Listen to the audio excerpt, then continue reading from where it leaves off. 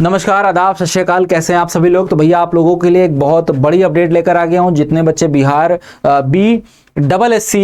BPSC वाले थे, जिन्होंने दरोगा भर्ती के लिए अपने आवेदन सबमिट किए थे, ठीक है, उनके लिए एक बहुत बुरी खबर है कि भैया 13,520 आवेदन जो हैं वो निरस्त कर दिए गए हैं, रिजेक्ट कर दिए गए हैं। क्या कर दिए गए हैं?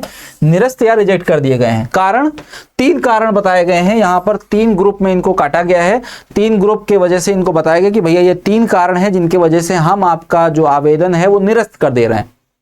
ठीक है, क्या वो 3 कारण रहे जिसके वजह से इन्होंने आवेदन निरस्त कर दिए? पहला कारण इन्होंने बताया कि registered but not application form not submitted by the application. मतलब 5,616 विद्यार्थी या लोग ऐसे थे, एप्लीकेशन ऐसे थे जिन्होंने अपना फॉर्म रजिस्टर्ड तो किया लेकिन सबमिट नहीं किया, फिलअप नहीं किया, मतलब फाइनल फिलअप नहीं किया।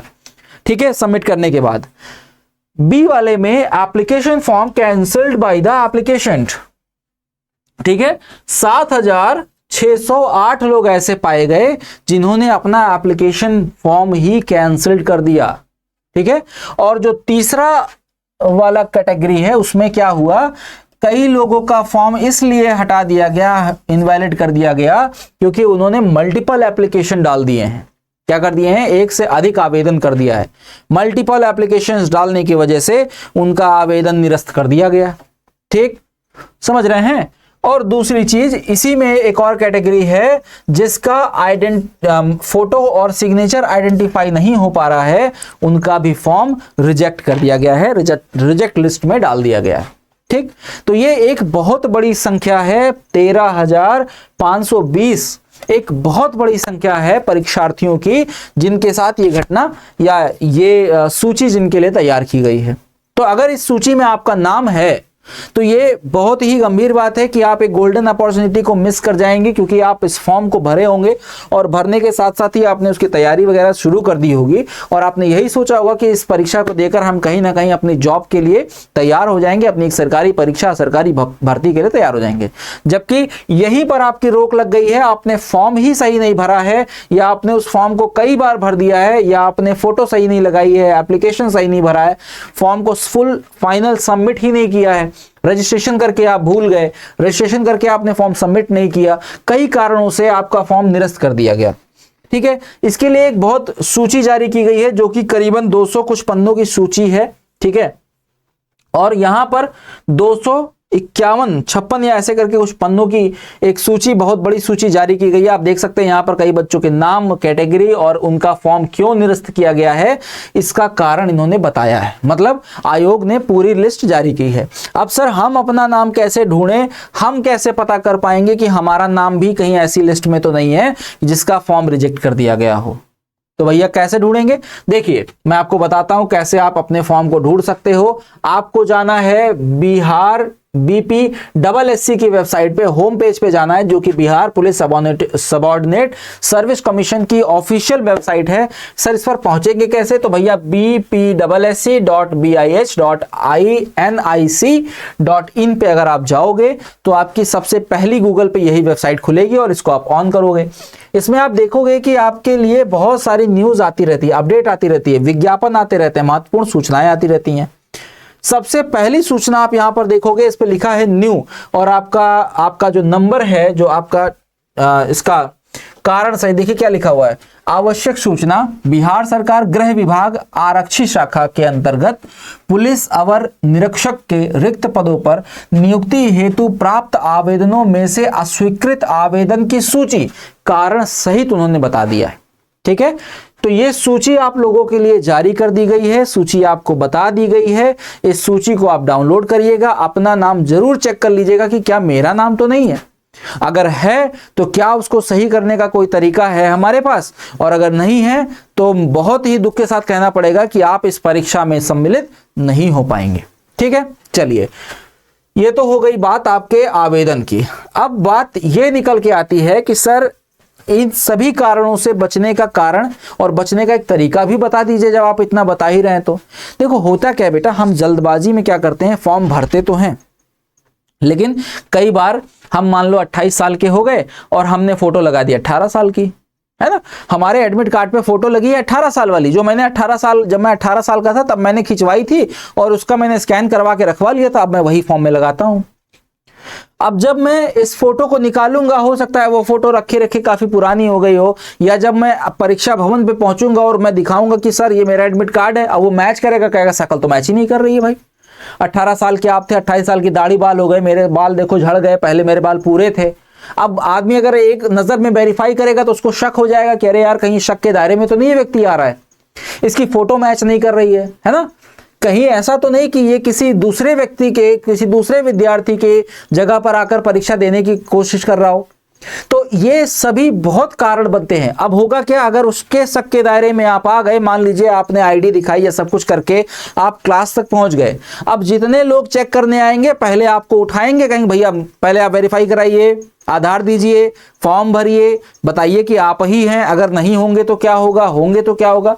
इन सभी चीज़ों से बचने के लिए, सभी डिस्टर्बेंस से बचने के लिए मैं आपको कुछ पॉइंट बता रहा हूं, आराम से उनको नोट कर लो और ध्यान रखो कि कभी भी परीक्षा भरने जाओ, कभी भी आवेदन करने जाओ तो देखो 2-3 चीज़ें, चाहे आप कैफे से आवेदन करवाइए, चाहे आप स्वयं आवेदन करिए, इन सभी बातों को जरूर देख लीजिएगा जो मैं भी आपको बताने जा रहा हूं। पहला पॉइंट, कभी भी आवेदन करने से पहले क्या करना है, पहले नोटिफिकेशन पूरा पढ़ लेना है, चेक कर लेना है, मोटी मोटी चीजें उसमें देख लेनी है, कौन सी फोटो लगेगी, किस बैकग्राउंड की फोटो लगेगी, साइन किस पेन में करना है, जेल में करना है, डॉट में करना है, कई सारी चीजें होती हैं, तो ये आपको नोटिफिकेशन से प्राप्त चल जाएगा। दूसरा, कभी भी आवेदन का पहला स्टेप होता है आपको रजिस्ट्रेशन करना। पहला आवेदन, पहला जो आपका स्टेप होता है रजिस्ट्रेशन में आपका क्या क्या लगता है, आपका नाम, आपके फैमिली मेंबर्स यानी कि माता पिता का नाम, फैमिली का नाम, आपका मोबाइल नंबर, ठीक, आपकी आईडी, आपका एड्रेस, ठीक है, मोटी मोटी तौर पे इतनी चीजें, आपका एजुकेशन सर्टिफिकेट, ठीक है, एजुकेशन सर्टिफिकेट, ठीक, इतनी चीजें मोटे मोटे तौर पे आपकी लगती हैं। समझ में आ गया। तो जब भी आप पहले रजिस्ट्रेशन करो तो इन चीजों को जरूर एक बार चेक करो, तब आप अपना रजिस्ट्रेशन फाइनली सबमिट करिए। हाँ, फोटो और सिग्नेचर भी मोस्टली कभी कभी इसी में अपलोड हो जाता है, कभी कभी वो बाद में फाइनल में आता है। तो फिलहाल इतनी चीजें आपको देख लेनी है। उसके बाद जब आप ये कर लो, तीसरा स्टेप तो आपका आता है फॉर्म फिलिंग का। फॉर्म फिल का जब आप तीसरा स्टेप फॉर्म फिल कर रहे हो तो उसमें आपको बहुत सारी डिटेल मांगता है, आप बिहार के हो या आप बाहर के हो, मतलब आप अपने राज्य के हो या किसी दूसरे राज्य से फॉर्म भर रहे हो, डोमिसाइल हो या नहीं हो, आपसे पूछेगा क्या आप फिजिकल हैंडीकैप हो नहीं हो, क्या आपने पहले कभी नौकरी करी हुई है नहीं करी हुई है, आप एक्स सर्विसमैन हो नहीं हो। तो कुल चीज़ों को आपको फॉर्म भरते समय ध्यान देना है, ध्यान से पढ़ना है, और फॉर्म भरने के बाद डायरेक्ट उसको सबमिट मत कर देना, ठीक है, सबमिट मत कर देना बेटा। उसमें आपको क्या करना है, पहले प्रीव्यू कर लेना है। क्या कर लेना है, पहले उस फॉर्म को प्रीव्यू कर लेना है, देख लेना है कि क्या मैं जो भर रहा हूं वो सही है, सारी जानकारी, कहीं कोई मिस्टेक है तो मैं अभी सही कर सकता हूं। प्रीव्यू कर लिया। फाइनल स्टेप में जब आप फी सबमिट कर दो, फी सबमिशन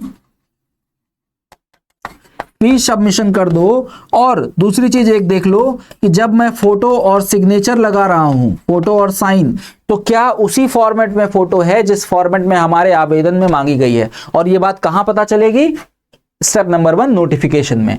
फोटो, साइन, साइज सब कुछ एक बराबर होना चाहिए, तभी ये आपको सबमिटेड करेगा। ये सब सबमिट करने के बाद आपको अपना फाइनल जो है, फाइनल आउटपुट ले लेना है, यानी कि प्रिंट आउट कर लेना है, ताकि आपके पास ये गारंटी हो जाए कि मैंने जो आवेदन भरा था, शुरू किया था, उसको मैंने अंत कर दिया और पूर्णता मैंने उसको भर लिया है। ठीक है, इन 5 बातों को, और फोटो और सिग्नेचर वाली, फोटो वाली बात तो बहुत ध्यान से सुन लो। फोटो कभी भी किसी भी परीक्षा में लगाओ, ना कि बिहार या किसी भी, पूरे ऑल ओवर इंडिया में, या आप किसी भी परीक्षा में लगाइए, चाहे बिहार पीसीएस हो, चाहे आप बिहार दरोगा में लगाओ, चाहे बिहार कांस्टेबल में लगाओ, चाहे शिक्षक में लगाओ।